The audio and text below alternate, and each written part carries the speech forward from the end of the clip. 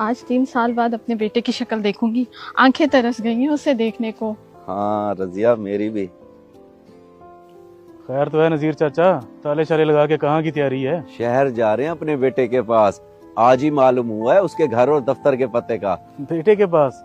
क्या करेंगे उसके पास जाके? उसने कभी पूछा तो है नहीं आप लोगों को, ना ही कभी रुख किया गाँव का। वो नहीं आया तो क्या हुआ, हम जा रहे हैं ना उसके पास। सुना है वो बड़ा आदमी बन गया है। पता नहीं उसे याद भी होंगे आप लोग या नहीं। मैं तो यही कहूँगा कोई फायदा नहीं जाने का, रहने ही दें। शाबाश है, इतने अरसे बाद पता चला है उसको और अब रहने दें। अब तो हम शहर जाएंगे और काफी दिन लगा के आएंगे उसके पास। चल रजिया आजा। वाह भाई।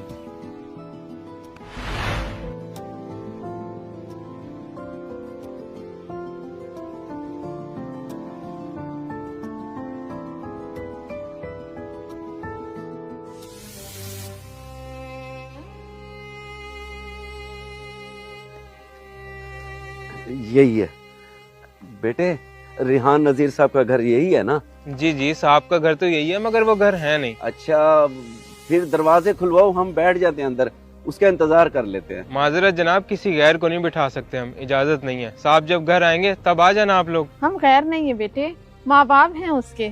माँ बाप, वो भी रेहान साहब के तुम लोग। अच्छा मजाक है, चलते बनो यहाँ से। जब साहब आएंगे तब आ जाना। चलो शाबाश, चलो।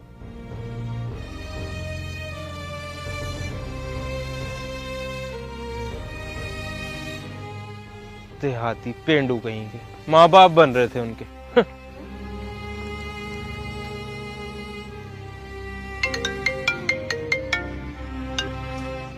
हेलो। हाँ हाकिम अली। साहब जी, कोई देहाती आए थे, एक बुजुर्ग और उनके साथ कोई खातून थी। खुद को वालिदैन बता रहे थे आपके। अच्छा, कहाँ गए फिर वो? भगा दिया ना उन्हें? जी जी साहब, मैंने भगा दिया। अंदर बैठने का कह रहे थे, मैंने कहा कि साहब ने इजाजत नहीं दी हुई। ठीक किया ना? हाँ बहुत अच्छा किया तूने। बस वो कोई रिश्तेदार आ जाते हैं ड्रामेबाजियां करने गांव से। अगर आइंदा भी कभी आए तो भगा देना उन्हें। जी बेहतर साहब जी। ये कहाँ गए मुंह उठा के मुझे बेइज्जत करवाने। अब रेहान के अब्बा क्या करेंगे हम? उसके दफ्तर जाएंगे और क्या। घर नहीं था तो दफ्तर में तो होगा। उसके दफ्तर का भी पता है मेरे पास, तू फिक्र ना कर, चल।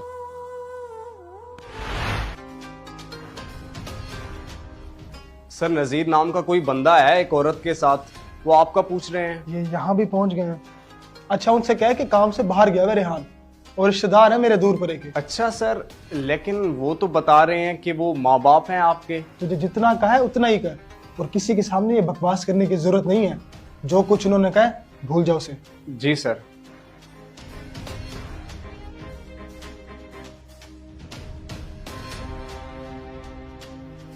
सर कहीं काम के सिलसिले में बाहर गए हुए हैं, ऑफिस नहीं है। आप कल चक्कर लगा लेना।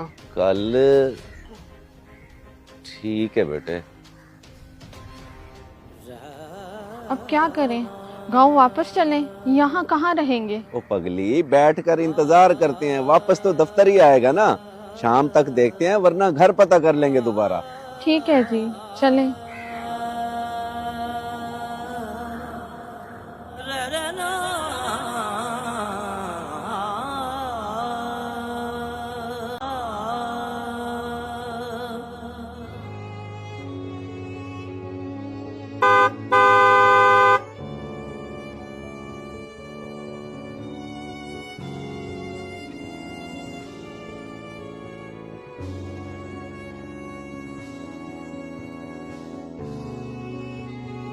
ओए अली, इधर आ।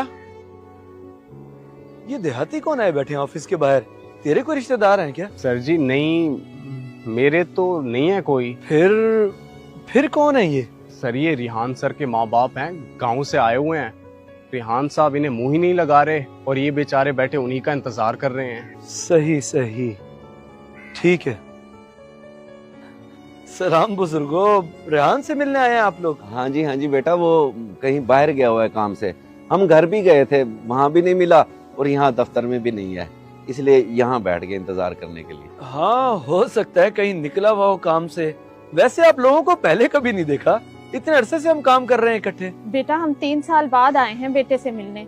उसने तो राब्ता ही करना छोड़ दिया, ना कभी मुड़ के वापस गाँव आया।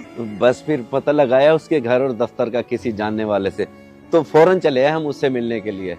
सोचा था कुछ दिन रहेंगे उसके पास। ओहो, चले मैं पता करता हूँ उसका, वो जरूर मिलेगा आपको, फिक्र ना करें आप।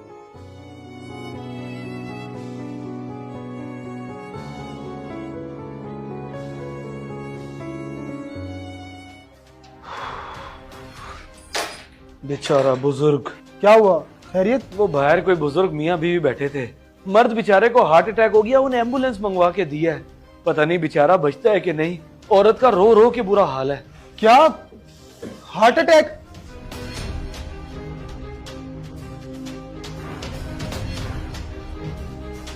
कहाँ एम्बुलेंस? किधर अब्बा? रेहान बेटे, आ गया ये रजिया। कैसा फजूल मजाक था ये वो फजूल मजाक है जो तूने अपने माँ बाप का बनाया हुआ है, कदर कर इनकी, इससे पहले कि ये मजाक सच में बदल जाए। मैं जिस सोसाइटी में अब हूँ, अगर इनको सामने लाता तो मेरा मजाक बनता, इसीलिए इस शर्मिंदगी से बचने के लिए मैं इनसे दूर भाग रहा था। बेटा, खून पसीना एक करके तुझे पढ़ा लिखा के इस मुकाम तक पहुंचाया, सारी जिंदगी सलूके में गुजार दी, मगर तुझे किसी चीज की कमी नहीं होने दी, और आज तू। बड़े दुख की बात है रेहान, माँ बाप चाहे देहाती हो या शहरी, माँ बाप ही होते हैं। उन्होंने तुझे पढ़ा लिखा कर इस मुकाम तक पहुंचाया ताकि उन्हें तुझ पे फख्र हो सके, और ये सिला दे रहा है तू उनकी कुर्बानियों का। तेरी जन्नत और जन्नत का दरवाजा सामने ही है, अब फैसला तुझ पे है।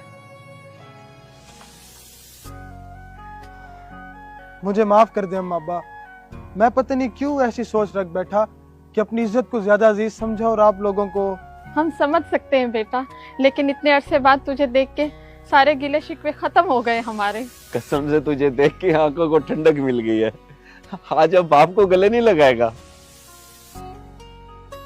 नसीब वाले हैं वो लोग जो गांव देहात से होने के बावजूद भी मेहनत करके कामयाबी के मुकाम पर पहुंच जाते हैं, मगर उनसे बड़ा बदनसीब कोई नहीं जो उस मुकाम पर पहुंचकर अपने गरीब माँ बाप को भूल जाए, बल्कि कामयाब होने के बाद फख्र से बताया करें कि ये मेरे माँ बाप हैं जिनकी वजह से मैं आज यहाँ तक पहुँचा।